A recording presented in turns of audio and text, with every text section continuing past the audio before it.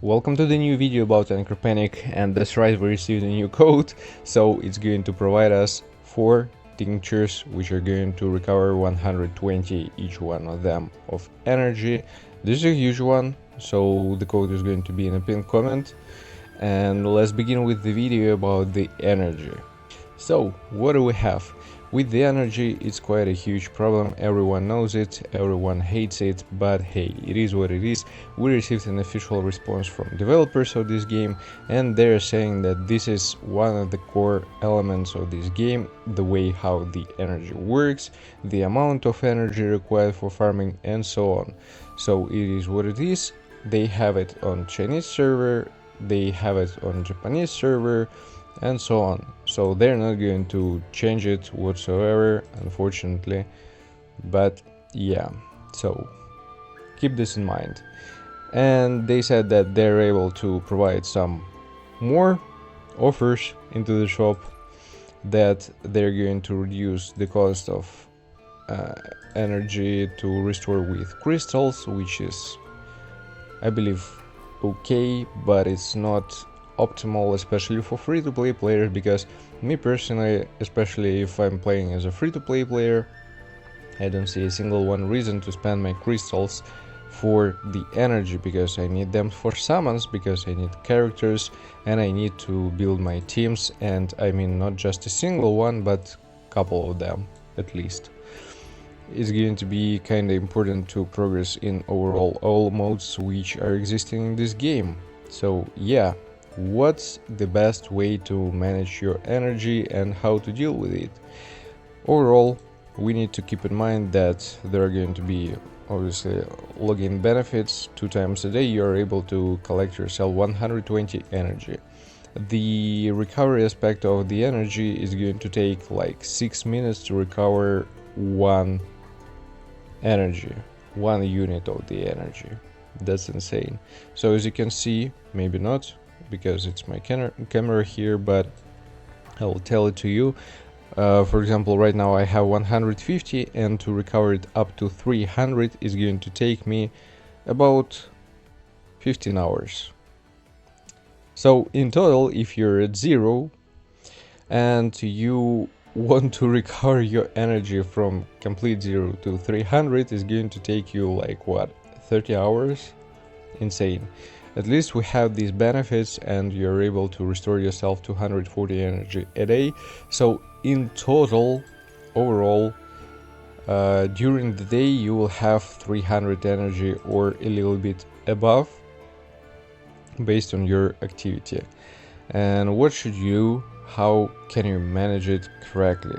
So the most important parts are going to be obviously about the story modes. And we have 3 sections, they're divided by difficulties and so on. They're going to be probably the most important, where you're going to spend your energy, because you need to again farm certain resources, certain materials and crystals as well. And in different chapters, in different stages, you're going to receive not just crystals but money, XP tickets, and maybe something else. Why is this important? So in this game, everything, all type of activities, all type of upgrades and so on, they require this material, this currency,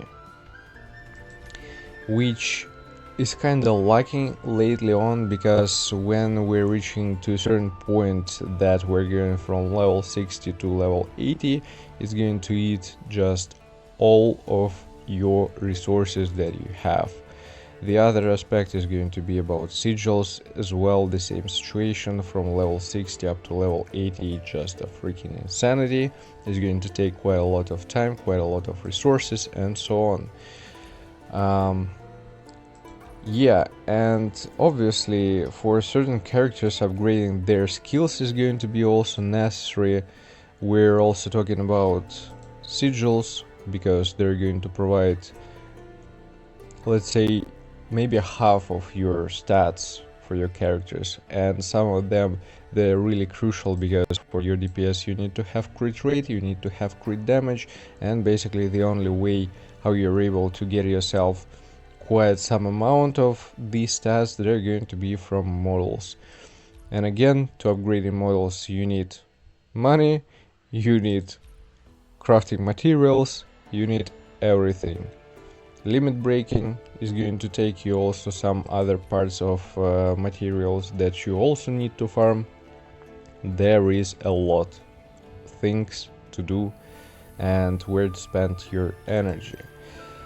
So yeah, first moment is going to be about story mode, but you're going to get to a certain point when you're going to stuck at certain stages because you won't be dealing enough damage, your units won't be able to survive long enough and so on, so it's going to be kind of an issue.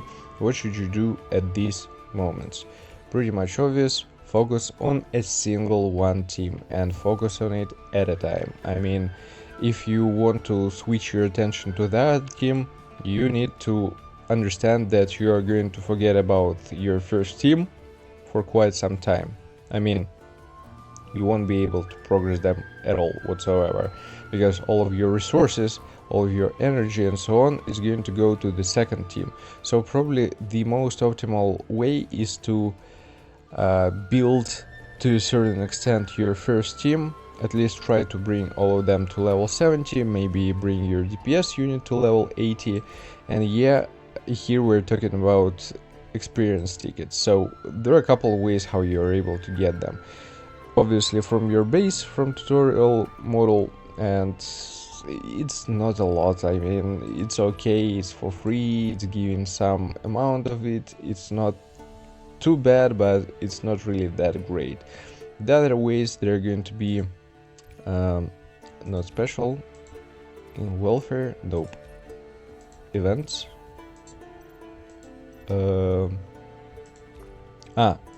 rookie, my bad. Yeah, so here, after completing certain tasks, certain summons and so on, ascensions, you will be able to get yourself some amount.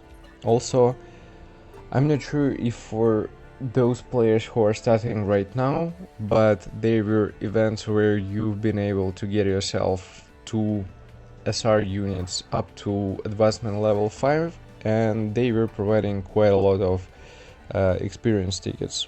Majority of it came from there. Me personally, when we're talking about farming materials, yeah, I didn't really spend a lot of energy on the farming XP tickets here. Maybe it's going to be required further, but I didn't really spend energy here. The aspects where I was spending quite some energy, they were like these 3 sections, and mostly the last one. So we need to kind of limit break our sigils, and they're going to play an important role. And overall, you need to understand that you're going to level up, for example, your character after you're going to reach the level cap, let's say, yeah, or your planned amount of levels that you decided for yourself. You need to bring up a little bit your sigils, because again, they're going to provide stats, they're going to improve your performance, and so on and so forth. This is going to be an important one.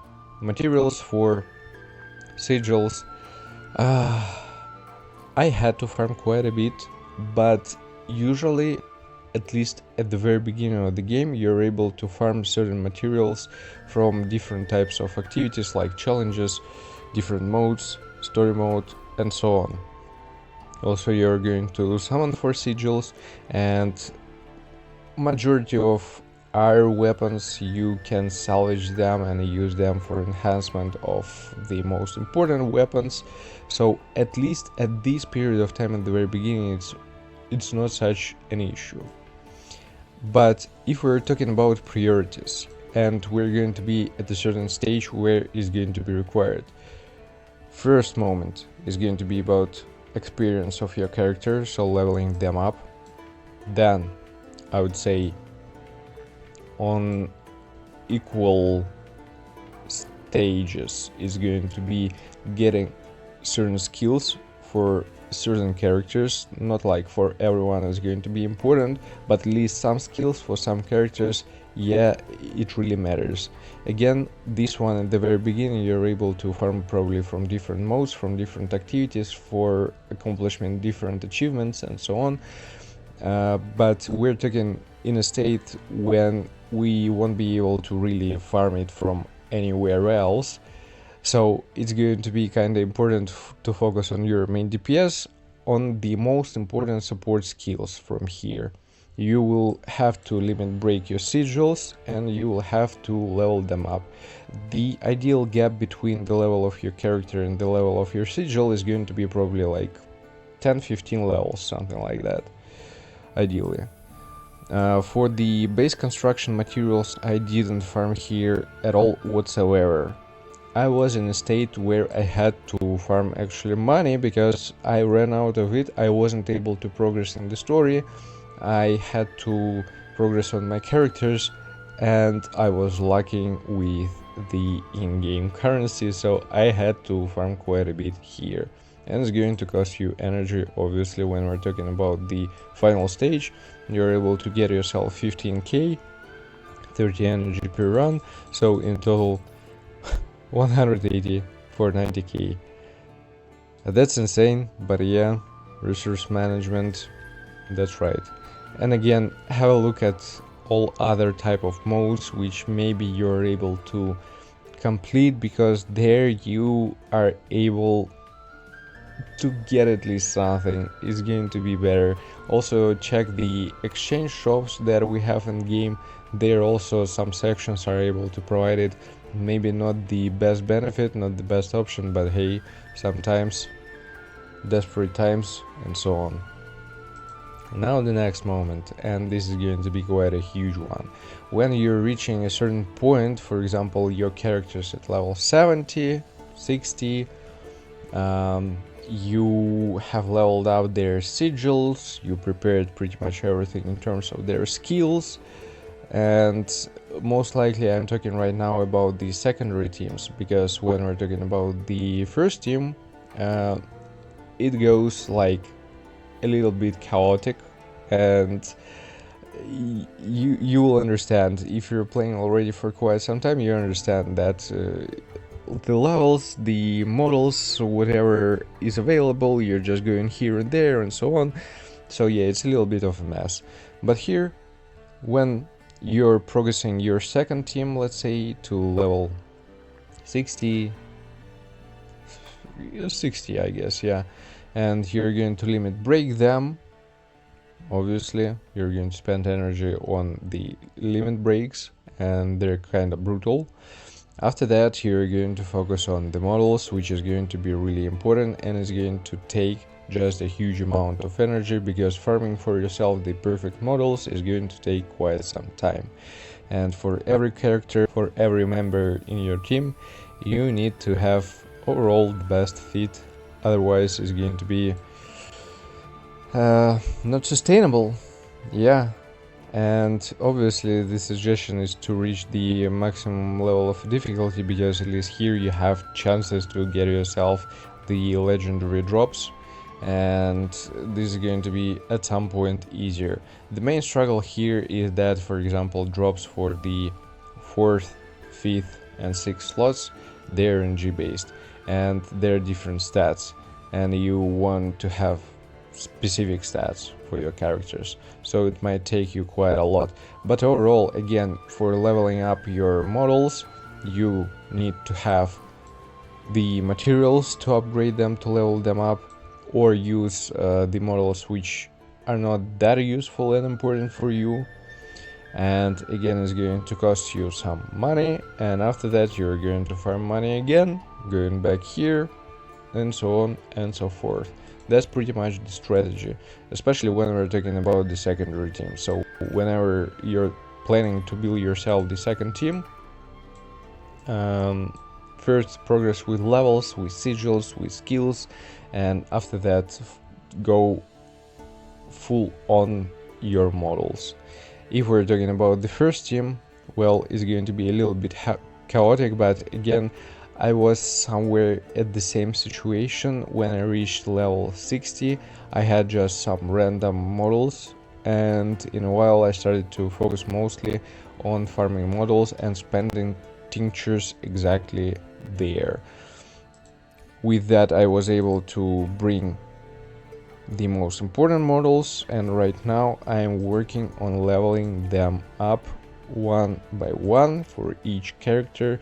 For example, you saw my DPS, here is my tank. After that I reached level 30. Now I'm going to progress the same way with my support unit. I'm going to bring everything to level 30 for her.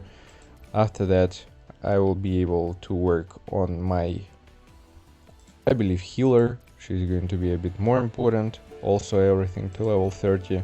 Then with my breaker as well to level 30. And after that pushing it to level 40. So models are going to take the most amount of time and resources, but hey, it is what it is. I hope this is going to be some kind of helpful and you enjoyed the video. Don't forget to like, subscribe, leave a comment, and see you guys in the next one. Take care.